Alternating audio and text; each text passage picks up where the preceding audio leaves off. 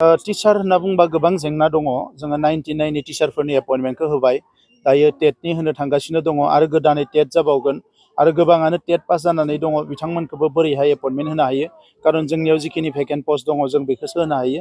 दा बेनिखायनो जिखिनि थालांदों गासैखौबो जोङो पर्यायक्रमे फेज बाय फेज होलांनायनि थाखाय बिथांखि लानाय जादों। 10% आगोलाव हमदोंमोन बेबायदिनो जागोन। दायो पार्सेन्टेजनि बाथ्रा गैया। फार्स्ट बिटिसि एबा 6 सिडुल एरियायाव टेट खुंनायनि थाखाय थिग खालामनाय जादों। मार्क स्करिंनि सायाव बियो सोनारगोन। गय गायग्रा आबादारिफोरनि थाखाय मोनसे मोजां खौरां।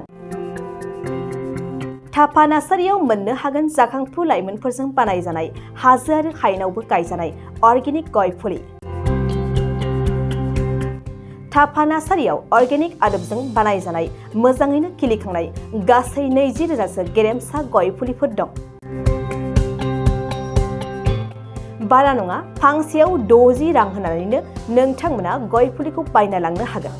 बुरजा लाङोब्ला खमायनायनि सुबिदाबो मोननो हागोन।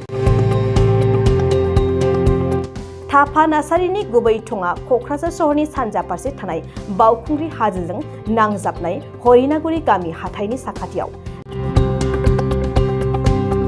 बे अर्गेनिक गय फुलिफोरखौ लांफैनोब्ला नोंथाङा 8011837272 नङाब्ला 9707460226 जानबुं अनजिमायाव थोंजोङै जगाजग खालामहरनो हागोन।